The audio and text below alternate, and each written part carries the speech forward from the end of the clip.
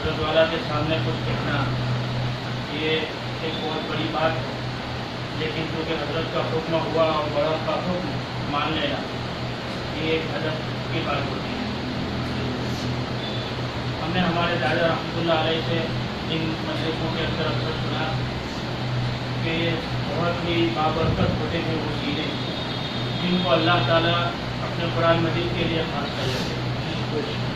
فرمایا کہ بہت سارے لوگ صبح میں اٹھتے ہیں، کوئی اٹھتا ہے تو اس کے ہاتھ میں لوہا ہوتا ہے، وہ لوہار کا کام کرتا ہے، ہم اس کو لوہار کہتے ہیں۔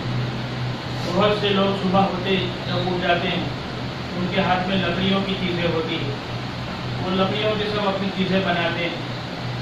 بہت سے لوگ ایسے ہوتے ہیں جب وہ صبح کرتے ہیں تو کھیتوں کی طرف چلتے ہیں، بیلوں کی رسی ان کے ہاتھ میں ہوتی ہے، لیکن بہت ہی خوش نصیب ہیں وہ لوگ کہ جب وہ صبح کرتے ہیں تو ان کے ہاتھ میں اللہ کا کلام ہوتا ہے، اور یہی خوش نصیب لوگ جو ہمارے سامنے بیٹھے ہیں۔ فرمایا کہ جب کوئی استاد ایک بچہ ہوتا ہے اس کو ڈیسک کی چابی دیتا ہے اور اس کو یہ کہتا ہے کہ دیکھیے اس کے اندر کچھ چیزیں رکھی ہوئی ہیں، چابی کی حفاظت کرنا، اگر تجھ سے چابی کی حفاظت نہ ہو سکے تو مجھے واپس دے دے۔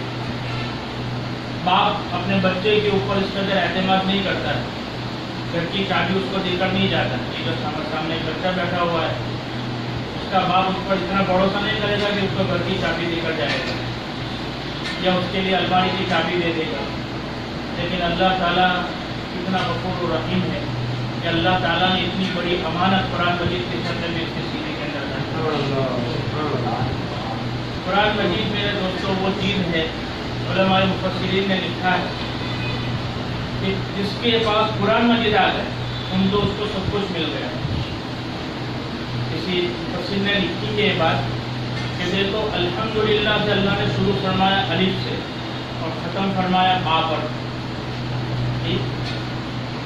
بسم اللہ سے شروع کیا، بسم اللہ سے شروع ہوئی اور سین کے اوپر ختم ہوئی، من الجنۃ والناس، دونوں کو جب ملاتے ہیں تو بنتا ہے بس، اور اگر اس کا الٹا کر دیا جائے تو ہوتا ہے سب، یعنی جو کچھ ہے یہی ہے، सब कुछ यही है।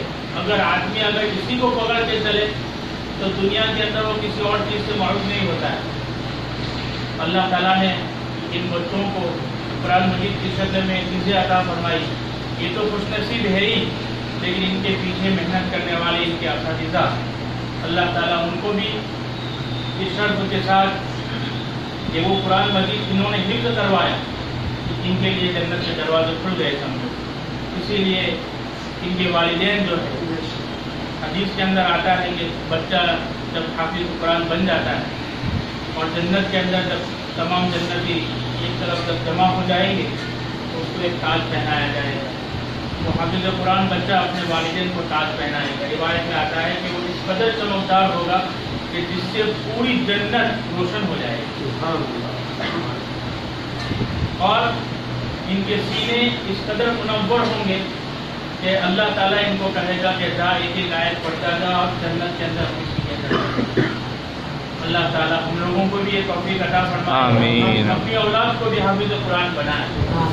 और कुरान मजीद का हिफ्ज़ कर लेना ये आसान है दोस्तों, खास ये बच्चों को कह रहा हूँ कि जो कुरान मजीद हिफ्ज़ कर लिया आपने, ये आसान था आपके लिए अभी, लेकिन अब उसको हमेशा याद रखना ये असल बात है। कुरान मजीद के ऊपर अमल करना ये असल है। अल्लाह ताला आपको कुरान मजीद का पक्का हाफिज़ बनाया। आमीन। कुरान मजीद को हमेशा मरते दम तक आपके अंदर रचा बसा दे और कुरान मजीद के ऊपर ही आपकी ज़िंदगी अल्लाह ताला चला दे। हम सब तमाम को भी अल्लाह ताला ये तौफीक अता फरमाए कि हम दोनों अपने लिए और अपने बच्चों के लिए भी दुआ करें कि अल्लाह हमें भी हाफिज़ कुरान।